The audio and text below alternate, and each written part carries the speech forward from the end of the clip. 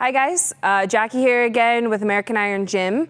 We have another video for you about some preventative and corrective exercise for your posture. We know that we have a lot of desk workers, but we also know that during the quarantine, a lot of us are sitting. So here's some things you can do during this time to help your posture out. So first we're gonna talk about what happens when you're sitting all day. So you have an anterior chain, which are the muscles in the front, and you have posterior chain, which are the muscles in the back. So as you can see, when Nathan sits for a long period of time, we're gonna time lapse him a couple hours. What happens is he gets a little hunched over. All these muscles in the back are lengthening, meaning that they're not being utilized. All these muscles in the front are shortening. So his hip flexors, his pecs even are coming tighter, so his arms are coming forward. All of these things can be really rough when you want to move well. So we are gonna talk about a couple different things. First, I wanna talk about though the movement timer. So one thing I always recommend is if you do have a seated job or you are sitting all day, try to get up for at least 10 minutes in an hour. Whether that's getting up, stretching a little, going to make some food, whatever it is, make sure that you're getting up frequently so that those muscles don't over time continue to lengthen. The first movement that we're gonna talk about today are wall angels. So you can do them seated or you can do them standing. Nathan's gonna do them seated first. So let's say you're working at a desk, it's been an hour, you wanna do a little bit of movement, but you're in the middle of something, take 3 seconds to do a couple wall angels. What these do is work these muscles back here. So your scapula, your lats, works on some shoulder mobility to wake up those muscles, get them back into a good position. So when you go back to your computer, you're less hunched over. If you want to do them standing, again, standing is the same thing. You're gonna pull your elbows down into your pockets, chest stays nice and big, don't overextend on the back, make sure your core is nice and tight, and roll through those. The next one we will do, it's what they call the Falcon tuck. This one's courtesy of Tammy Lopes. So Nathan specifically, when he's working for a long time, his shoulders kind of start to creep up to his shoulders, and you may be somebody that has that issue too. For him as well, this right side, because it's his mouse side, really starts to creep up. So what you can do, one, is just relax your shoulders. Whenever you feel like you're really tensed up, just bring your shoulders down, pull them away from your ears. The Falcon tuck, what that can help you do is what we call scapular retraction. So these guys in the back, again, if you're seated too long, they kind of start to splay out.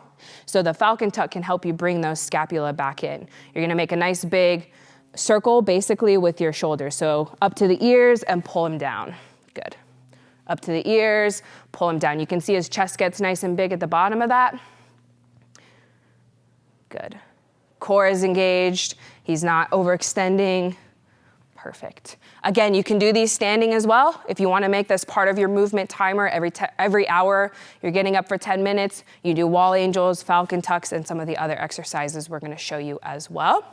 So the next one is actually down on the ground. So this one may be one to do when you're not at work, but rather you're at home or you're taking your lunch if you have a place that you can bring a mat to work. I'm sure you've all heard of bird dogs. We're gonna show you those if you haven't. Let's bring that mat over a little bit so you don't kick the weights, because that wouldn't be fun. Okay, so bird dogs. You're gonna start in a tabletop position here. Again, you don't wanna arch. You don't wanna let your belly sag too much. You don't wanna be in a super high arched position. You wanna have a nice flat back. Core is nice and active, pulling the belly button into the spine. We're gonna go opposite hand, opposite leg, lift. So we're gonna go right hand up, left foot back. Good. Other side. Alternating is always good. That's what I recommend for bird dogs. So in these bird dogs, you want to make sure that you're, one, reaching the forward arm and reaching with the heel back here. Go other side. You also want to make sure you're squeezing your glutes. Core is activated and you're using these muscles back here as well. Again, this is a very posterior heavy movement. So the idea is you're waking up those muscles, getting them to shorten a little bit so you're not in that hunched over position. If these are difficult, you can also just do the arms or just do the legs. And that will suffice as well. Just making sure that core is nice and strong and you're not overarching. Good. The next movement we're gonna do is what we call swimmers. There's lots of ways to do swimmers, and you can also do them standing. Swimmers are similar to bird dog, but you're all the way flat on your belly. So you can do swimmers where you go opposite arm, opposite leg, and you're just gonna lift them off the ground. So we're gonna go right arm, left leg. Nathan, lift them off the ground, squeeze your glutes. Good. And other side. So again, reaching through that heel, squeezing the glutes, hand is reaching towards the far wall. Good. So the next one you can do is you can just do arms. So you do want to still make sure that your glutes are engaged. You're going to lift your chest slightly off the ground, and then you're going to go back into a scapular retracted position. Yep. So you can do any of these motions with your arms. You can just work, yep, elbows to pockets. You can do all the way around the world. All of those are good options. You can also just do legs. So head is resting on the ground, arms are resting as well, and you can flutter kick.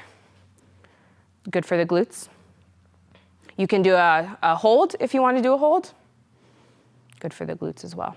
So you got lots of options with the swimmers. What I would do with the swimmers is do them for time. So rather than for reps like you would normally do, you're gonna do 30 seconds of swimmers, and you can just do whatever feels best for you, and then you can switch every time you do it. Awesome. So the next thing I want to talk about is short foot. I don't know if you guys have heard of short foot before, but it's really going to be important for while you're working.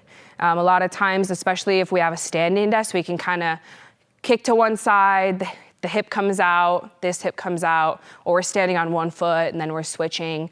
Those kinds of things can be good while you're standing, but short foot's gonna be important for you to be able to activate your core while you're standing and while you're working.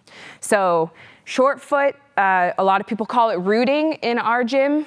So you can, use whatever you'd like to use, but basically we're gonna use the right foot here. Basically it means that you're gonna grip the ground with your foot. The heel, the big toe, and the pinky toe are all gonna grip the ground. What that does is that actually helps you activate your core. So when you're standing, your core is being utilized to help you with your posture. You're more likely to stay upright, you're less likely to slouch, or you're less likely to kick out to one side. So again, both feet, if you're at a standing desk, you're gonna hit short foot. You can do reps too. So for me, for example, if I'm standing, I'll just kind of do 5 reps every time I think about it. And that helps me remember to use my core. You can also do it seated. I think a lot of people don't think that you can, but if you're at a seated desk, or let's say you're at the couch folding laundry or just watching TV, you can also do some short foot, and that will help with your core activation. So however you sit, you're gonna pull a short foot in. It's gonna help you squeeze your glutes and also utilize your core. So again, short foot, couple reps here and there, and that can help with your posture. So like we talked about, the muscles in the posterior chain, including hamstrings, glutes, low back, those can all get tight or lengthen when you're sitting too long, or even when you're standing too long. So I'm gonna show you a quick movement that can help with that. You can use your office chair, you can use your couch, you can use a bench, whatever is gonna work best for you. So it's gonna be single leg. We're gonna start with the left leg here. First, we're gonna start with a hamstring stretch. So nice small bend in the knee. You're gonna bring the chest over the knee. Make sure you're not rounding too much. You wanna be nice and upright. And then you're just gonna move right into a hip flexor stretch on the other side. And move through that a couple times. I always try and hold those stretches for 5 seconds. And then at the end of it, I hold them for about 15. So on this back leg, you can bend it a little bit, bring the heel off, or you can keep the heel down. That's gonna be a little more calf stretch if you keep the heel down, a little bit more hip flexor if you pop that heel off the ground. So again, one more time here, and then push forward. That'll wake up the hip flexors, it'll wake up the hamstrings, glutes, low back, again, helping with any pain you may be experiencing when you're sitting too long. Other things that can help with your posture, we do have an upper body mobility flow video that's wonderful. It's in the link below. That can help with your posture as well. Something to do when you're warming up or maybe after the gym, every other day, something like that. And that'll help a lot.